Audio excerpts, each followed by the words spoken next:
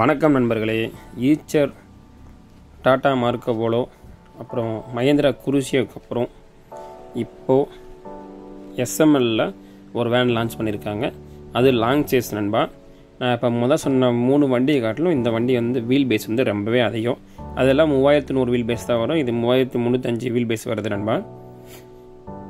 மஸ்தாவிலேயும் ரொம்ப வருஷம் கழிச்சு ஃப்ரண்ட் அந்த கிரில் எல்லாம் மாற்றி ஒரு வேறு லுக்கில் ஒரு வண்டியை லான்ச் பண்ணியிருக்காங்க. அதுவும் வேறு லெவலில் லான்ச் பண்ணியிருக்காங்க. இந்த வண்டி உண்மைக்கே சொல்கிறேன், வண்டி அவ்வளோ சூப்பராக இருக்குங்க.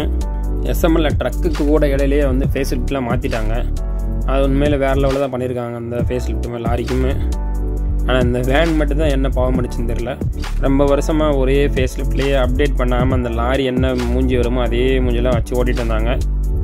அதுவுமே கொஞ்சம் பெரிய மாடல் வண்டியெல்லாம் நல்லா ஃபேஸ் லிஃப்ட்லாம் மாற்றி கொஞ்சம் மாடல் மாற்றி பண்ணியிருந்தாங்க. ஆனால் அந்த மேக்ஸ் கேப் அந்த இதில் மட்டுமே ரொம்ப வருஷமாக ஒரே ஃபேஸ் லிஃப்ட்டில் தான் மெயின்டைன் பண்ணிகிட்டு இருந்தாங்க. இப்போ அதெல்லாம் மாற்றி நல்லா லாங்காகவும் ஹைட்டாகவும் நல்லா வைடான வண்டியாக ரெடி பண்ணியிருக்காங்க. உண்மையிலே இது ரொம்ப வருஷம் கழிச்சு ஒரு அப்டேட்னா மிகப்பெரிய அப்டேட் தான் இது. உள்ளே பார்த்தீங்கன்னா 19 சீட்டு நம்ம ஆல்ட்ரு பண்ணி போட்டுக்கலாம்.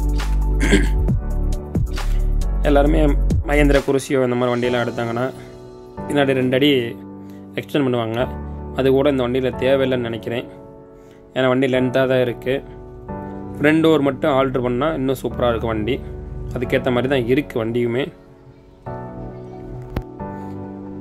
பேக் சைடு பார்த்தீங்கன்னா லென்த்தாகவே இருக்குது.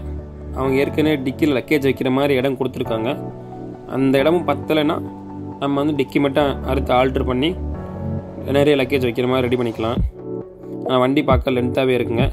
டயர் மற்ற வண்டிலாம் பார்த்தீங்கன்னா 7/16 தான் கொடுத்துருப்பாங்க. இதில் 8/16 கொடுத்துருக்குறாங்க. மஸ்தாக்குனே தனி ஃபேன்ஸ் இருப்பீங்க, அவங்களுக்காக வந்த வண்டி தான் அது. இந்த வண்டியை உங்களுக்கு பிடிச்சிருந்தா கமெண்டில் சொல்லுங்கள் நண்பா, எப்படி இருக்குன்னு.